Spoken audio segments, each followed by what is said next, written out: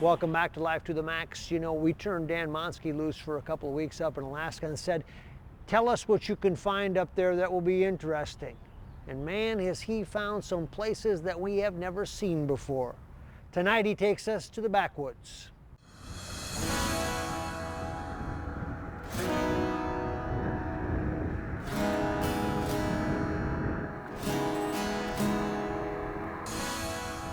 Wow, look at that scenery. There are so many great views and interesting places to see and visit in Alaska. The Talkeetna and Denali area, with its gold fever history and distinctive landscape features, make for interesting and unusual adventure opportunities. They're not always in plain sight or typical tourist activities either. Some are deep in and off the beaten path, like this one, and off the regular tourist list for sure. But a crazy, incredible experience just the same.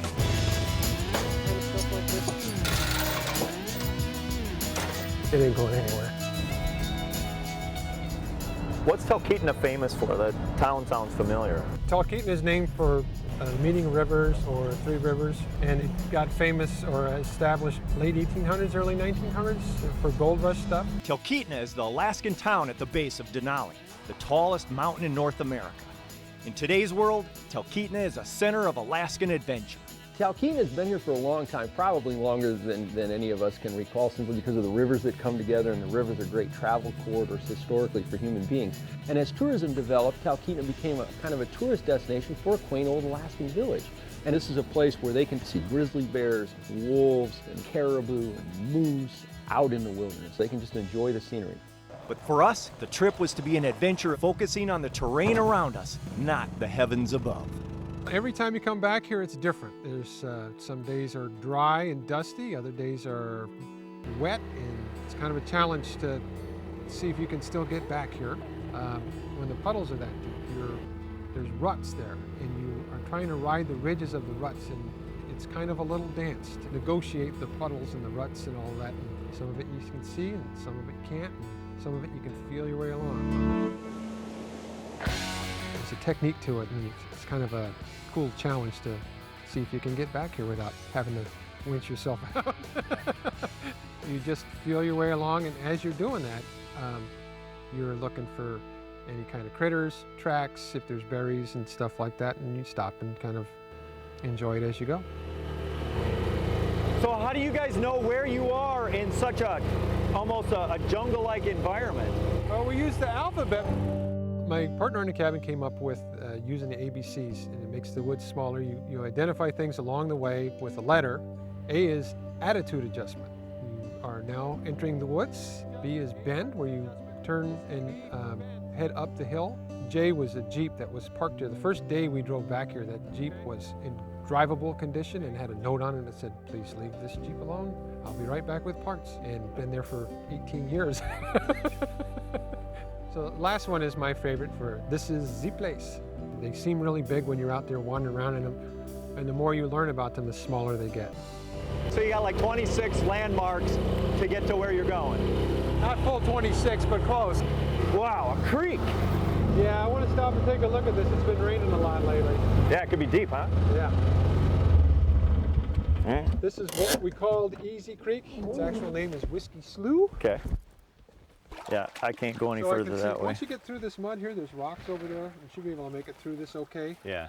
This is, as it stands, 10 miles from the trailhead. You would think that 10 miles isn't that far. You can take anywhere from 2 hours to 8 hours to get back here. It's all about perspective. It's not how long in miles, it's how long in time it takes to get here. Smelling the roses and seeking solutions to a puzzle. A conquest. One of endurance, survival, and problem solving. It's almost like playing a game with the woods. You got your little bag of tricks, and you just kind of play them as you go. What I want you to do is you pull that winch in, and I'm going to feed it in as you go. All right. A lot of it is just, man, I got to get over, and get the six-wheeler stuck, and I got to get the winch out. Now I got to figure a way out of here. That's not going to work. Okay, so I got to get the chainsaw. These are scenarios that are welcome, all part of the game. Because this adventure is about the journey and the satisfaction gained from overcoming hardship and achieving the goal. I want to get there really, really bad. This is no relaxing cruise through the park. This is an extreme adventure where it is unknown how the trip will go. But that is the appeal. In alphabetical terms, the place is just a destination. It's a private oasis in the middle of the forest, a retreat to recharge and relax. My partner on this cabin, Chuck, is more wood savvy than me. We started this place when we were both single and didn't have a care in the world. Over time, plans change, and now there are families in their lives. But people who enjoy adventure will continue to seek challenging endeavors to feed their soul. It was a total teamwork thing, and have been one of the best things. I've known Chuck a quarter century doing this kind of stuff. Splitting the work, splitting the load, and it has been a great time. You try to be as self-reliant as you can, but you bump into people back here, and everybody is so willing to help each other that I have made great friends from perfect strangers. And what I've enjoyed about being up here is just that kind of camaraderie.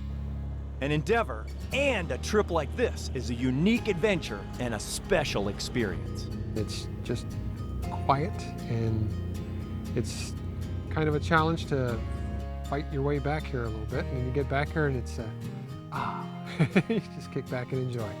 It's just where it is that makes that place special. It's a hog barn in the middle of the woods. It's nothing special, it's not even pretty, but it's where it is. And that makes it special. Life to the Max is brought to you by Life Touch, photography for a lifetime.